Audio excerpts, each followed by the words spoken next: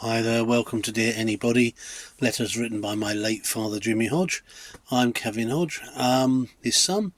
Dad wrote these letters in 1999 as a bit of a prequel to the millennium the following year, so I'm just trying to honour that commitment for him. And although he compiled them into books, they never sort of made it into proper print, if you know what I mean, so I thought I'd read them out. Anyway, we've got to the 13th of August, so we're near 2/3 of the way through the year, I guess.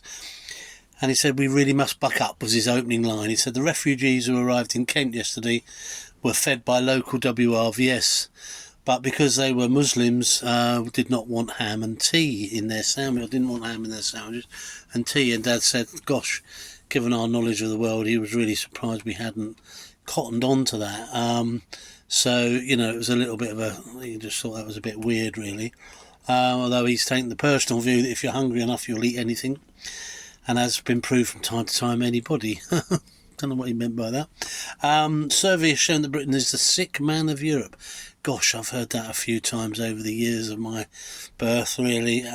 Germans investing £1,600 per person compared to our £800 for health services. Now, I don't know if that's quite true now in 2025. It'd be interesting to know what our spend per household on. I can only speak personally, having just finished a 30-day stint of radiotherapy. For goodness knows how much each session would cost. £300, £400, £500. I was put up in absolutely wonderful accommodation for 4 nights a week. A lot of money's been invested in me, and I'm very, very grateful to the NHS, and I don't mind telling you that. I'm glad they thought I was worth it. Television does have its uses, said Dad. A young lady called Nicola Missel, Missell. If you're around Nicola, let us know. She was 10 at the time, so 36 now, Nicola.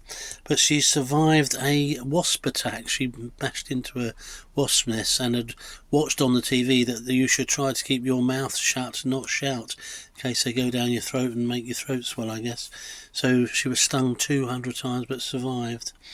Dad then said he thought we should do an in-depth study of Russia. I'm not quite sure, but Boris Yeltsin was going to launch a massive offensive in Dagestan, a holy war he thought it was, but apparently Russia was pretty skint at the time, so he wasn't quite sure how they were going to do that. So, disincentive to fight if you can't feed your troops or pay them.